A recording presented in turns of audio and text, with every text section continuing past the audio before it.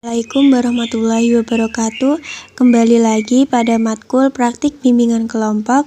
Di sini kami dari kelompok 4 ingin mempresentasikan materi tentang teknik role playing atau teknik bermain peran. Adapun nama-nama kelompok anggota kami yaitu yang pertama ada Devita Anindya Putri, yang kedua ada Vika Tri Agustin, yang ketiga ada Jihan Ratnadia Umailia, yang keempat ada Muhammad Mardikiansyah. Assalamualaikum warahmatullahi wabarakatuh. Perkenalkan, nama saya Vika Tri Agustin dari kelompok 4. Di sini saya akan menerangkan tentang pengertian teknik bermain peran. Yang pertama yaitu pengertian teknik bermain peran atau role play. Role play merupakan suatu cara penugasan untuk bahan pelajaran melalui pengembangan imajinasi dan penghayatan siswa.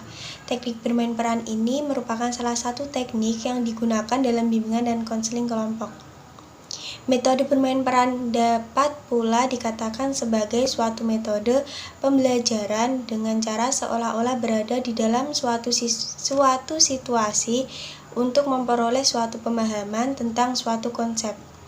Menurut Hake dan Corner dalam Erfurt 2017, role playing merupakan sebuah teknik yang merupakan campuran antara terapi conditioned reflex dari Salter, teknik psikodrama dari Moreno, dan fixed role therapy dari Kelly. Pada kebanyakan role play, seseorang tersebut akan memainkan permainannya sendiri, peran orang lain dengan sejumlah keadaan atau reaksi-reaksinya sendiri. Kemudian, konseli atau klien akan memulai role play dan menerima umpan balik dari konselor atau dari para anggota kelompok. Tujuan teknik bermain peran atau role play. Teknik bermain peran atau role play bertujuan untuk membantu individu yang dibentuk dalam suasana kelompok dengan menggunakan teknik bermain peran, sehingga memungkinkan individu dalam bereksplorasi, berekspresi, dan berperan aktif dalam diskusi yang diharapkan dapat memecahkan masalah dan mengungkapkan solusi serta konsekuensinya. Menurut Nasution, ada beberapa tujuan dalam teknik bermain peran atau role play. Yang pertama, menghayati suatu kejadian yang sebenarnya terjadi dengan memahami sebab akibat suatu kejadian tersebut. Yang kedua, membentuk konsep diri yang mandiri, yaitu dengan membina siswa dalam kemampuan memecahkan masalah, berpikir kritis, analisis, dan komunikatif. Yang ketiga, konseli dapat mempelajari perilaku-perilaku baru, yaitu dengan mengeksplorasi berbagai macam perilaku dan mengamati bagaimana perilaku-perilaku tersebut dapat mempengaruhi orang lain. Selanjutnya yakni langkah-langkah teknik bermain peran atau role play. Tahap pertama yakni pemanasan. Di dalam pemanasan ini terdapat mengidentifikasi dan mengenalkan masalah, memperjelas masalah, menafsirkan masalah, dan memperjelas teknik bermain peran. Yang tahap kedua yakni memilih partisipan. Di dalam memilih partisipan ini harus menganalisis peran dan memilihkan pemain yang akan melakukan peran. Tahap ketiga yakni mengatur setting tempat kejadian. Di dalam mengatur setting tempat kejadian ini juga mengatur batas-batas tindakan, menegaskan kembali peran, dan lebih mendekat pada situasi yang bermasalah.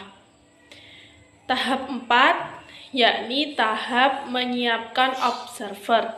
Di dalam menyiapkan observer ini harus memutuskan apa yang akan dicari atau yang akan diamati dan memberikan tugas pengamatan.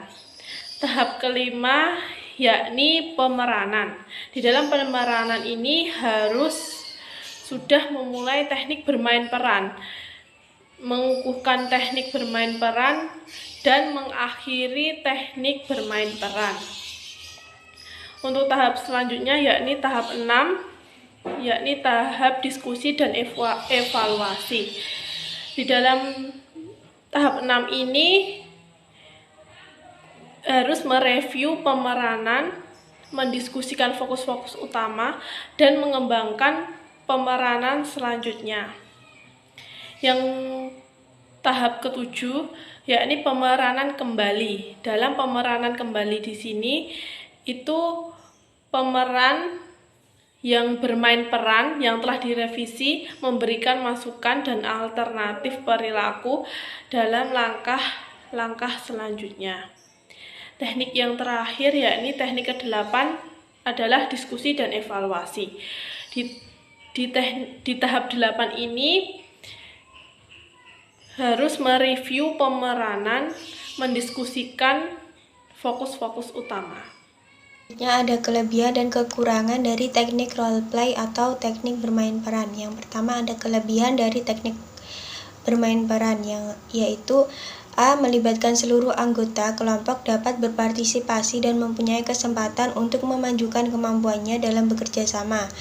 Yang B. Anggota bebas mengambil keputusan dan berekspresi secara utuh. Yang C. Permainan ini merupakan penemuan yang mudah dan dapat digunakan dalam situasi dan waktu yang berbeda. Yang selanjutnya ada kekurangan dari teknik bermain peran atau teknik role play, yaitu A. Adanya anggapan bahwa kemampuan interpersonal lebih mudah dari kemampuan teknis. Yang B. Pengalaman yang diperoleh siswa tidak selalu tepat dan sesuai dengan kenyataan di lapangan. Yang C. Faktor psikologis seperti rasa malu dan takut sering mempengaruhi siswa dalam melakukan simulasi. Implementasi teknik bermain peran atau role play dalam bimbingan kelompok. Bimbingan kelompok menjadi salah satu alternatif layanan BK yang dapat digunakan untuk membantu siswa menyelesaikan masalah yang dihadapi dan mengembangkan potensi yang dimilikinya. Salah satu teknik bimbingan kelompok yang biasa dipakai guru atau konselor dalam mengetahui perilaku siswa secara mendalam adalah teknik bermain peran atau role play. Menurut Young Effort 2017, terdapat langkah-langkah yang dapat dilakukan konselor saat mengimplementasikan teknik bermain peran atau role play, antara lain warm up, yaitu konselor menjelaskan tekniknya kepada konseli dan memberikan deskripsi rinci tentang perilaku, sikap, atau penampilan yang ingin diubah. Scan setting, yaitu konselor membantu klien dalam menata panggung atau ruangan. Selecting roles, yaitu konseli memerankan perilaku target. Jika konseli mengalami kesulitan untuk itu, konselor dapat mencontohkan perilakunya. Sharing and feedback, yaitu konselor memberikan umpan balik yang spesifik, sederhana, dapat dilihat dan dapat dipahami. Reenactment, yaitu konseli berulang-ulang mempraktikkan perilaku yang ditargetkan. Follow up, yaitu konseli memberitahu kepada konselor tentang hasil perkembangannya.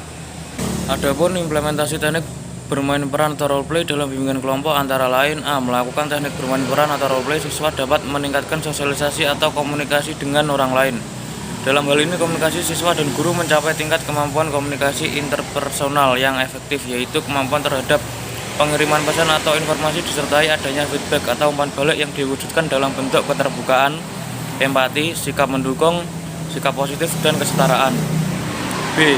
Yaitu teknik bermain peran dapat meningkatkan rasa percaya diri. Rasa percaya diri dapat membuat siswa menjadi pribadi yang kuat, mampu mengatasi keadaan dengan baik, mengetahui kapasitas diri sendiri, memandang semua hal secara optimis, kualitas kepribadian meningkat, dan mampu mengontrol emosi dengan baik.